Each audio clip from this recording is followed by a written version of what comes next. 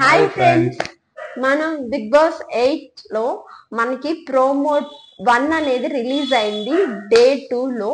So ఈ promo strategy ప్రకారం video చూసినట్టయితే మనకి ఈ వీడియోలో నాగమణికంట వచ్చేసి మనకి నిఖిల్ తో ఎక్స్ప్లెయిన్ చేసే కన్వర్జేషన్ ప్రకారం సో నాగమణికంట ఆదిత్య ఓం కి వచ్చేసి ఆల్రెడీ ఫైట్ స్టార్ట్ అయిపోయింది. ఈ ఫైట్ అవ్వడానికి రీజన్ కూడా మనకి స్టార్టింగ్ లోనూ వాళ్ళ ఒపీనియన్ ప్రకారం ఎవరు హౌస్ కి ఫిట్ కాదని అడిగితే ఎక్కువ ఓటింగ్స్ వచ్చేది మణికంఠకి వేశారు. సో ఇలానే ఆదిత్య ఓం కూడా వేశారు. బట్ అతను ఇచ్చిన రీజన్ ప్రకారం ఇతనికి కోపం వచ్చి ఆ ఎక్స్ప్లెనేషన్ అనేది నిఖిల్ కి చెప్తున్నారు.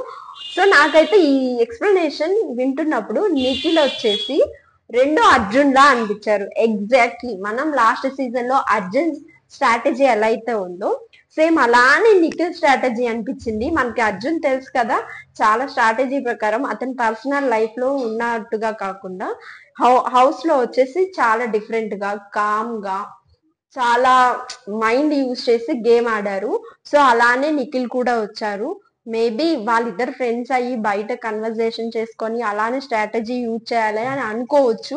నాకైతే అదే అనిపించింది. మీరు అన్ని ఎపిసోడ్స్ చూడండి, మీకు కూడా అదే అర్థం అవుతుంది. అండ్ నెక్స్ట్ డే మార్నింగ్ వచ్చేసి అందరూ బాగా చిల్ అయిపోయారు. చిల్ అయిన తర్వాత వీళ్ళు ఆరెంజెస్ తో శేఖర్ భాష అనేది గేమ్ ప్లే చేస్తూ ఉన్నారు. సో అది ఈ సోనియాకి నచ్చలేదు. సో సోనియా ఇచ్చిన స్టేట్మెంట్ ప్రకారం లైక్ ఫుడ్ తో గేమ్ ఆడడం అనేది తప్పే. బట్ ఇతను అనేది ఏంటంటే లైక్ మనకి ఏమైతే రూల్స్ లో మెన్షన్ చేస్తే అవే నేను ఫాలో అవుతా అన్నట్టుగా రూల్స్ లో మెన్షన్ చేసారా అని అడిగారు. బట్ అది కరెక్ట్ కాదు కదా. రూల్స్ లో అన్నం కింద పడేసి తొక్కద్దు అని పెట్టరు, మనం అన్నం కింద పడేసి తొక్కం కదా.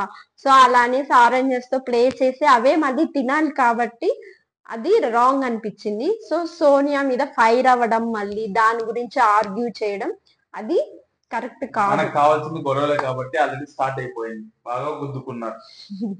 మనకి డే 2 లోనే మళ్ళీ చాలా అనేది ఫైర్ స్టార్ట్ అయిపోయింది. బిగ్ బాస్ సీజన్ 8 లో మొదటి ఛాలెంజ్ అనేది స్టార్ట్ చేసేసారు. దీనికి కంటెస్టెంట్లు అనేది అసైన్ చేశారు. దాంట్లో 6 మెంబర్స్ ఉన్నారు. ఆ 6 మెంబర్స్ లో 2 లేడీస్ అన్నమాట. దాంట్లో స్ట్రాటజీ ప్రకారం గేమ్ రూల్స్ వచ్చేసి వాళ్ళు రోప్స్ పట్టుకొని రోప్స్ మీదే గ్రిప్ తీసుకొని ఉండాలి.